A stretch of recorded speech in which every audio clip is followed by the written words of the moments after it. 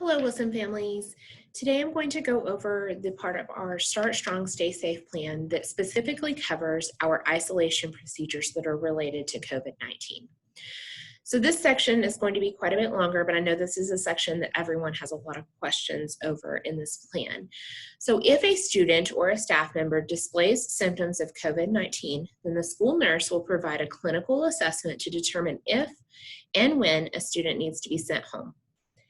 If a student or staff member is assessed and exhibits symptoms of a COVID-19 during the school day, the cohort, which is their class, will be relocated in an alternate area while the classroom, or the room that the students were in is being disinfected.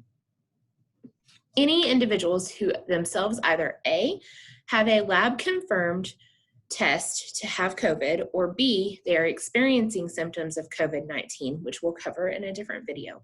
They must stay home throughout the infection period and cannot return to campus until the appropriate school staff screens the individual to determine any of the below conditions for campus reentry that have been met. So these are the conditions. In the case of an individual who was diagnosed with COVID-19, the individual may return to school when all three of the following criteria are met. At least 1 day, 24 hours has passed since recovery, which is resolution of fever without any fever-reducing medications, and the individual has improvement in symptoms, cough, shortness of breath, and has at least 10 days have passed since the symptoms first appeared. So they have to meet all three of those criteria before they can come back into the school setting.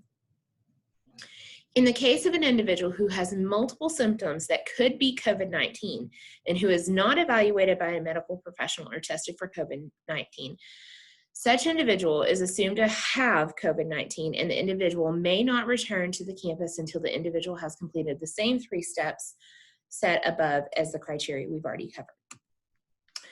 If the person that has symptoms that could be COVID-19 wants to return to school before completing the above stay-at-home period, the 10 days without showing symptoms, the individual must either A, obtain a medical professional's note clearing the individual for return based on an alternative diagnosis, or receive 2 separate confirmations at least 24 hours apart that they are free of COVID via acute infection tests and an approved COVID-19 testing location.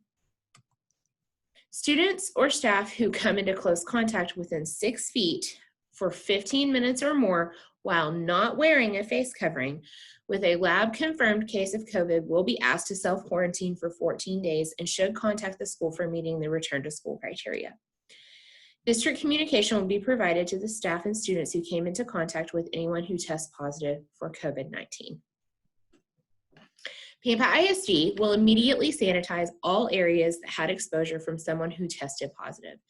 In the event that this cannot be done before the start of the next school day, PISD may need to close some classrooms, campuses, or the entire district for a day to complete this process if relocating students is not an option. Any student requiring quarantine will transition to virtual learning for the period of self-isolation. Staff needing to self-isolate due to exposure. Sorry, my phone was thinking I was speaking to it. Staff needing to self-isolate due to exposure of COVID-19 will be based on whether the exposure was on duty, at school or school-related duty, or off-duty, which did not occur at the school or school-related duty. Staff asked to self-isolate due to on-duty exposure will be asked to work remotely, and leave will not be impacted. Staff needing to self-isolate due to off-duty exposure in the home or personal will need to access leave during self-isolation.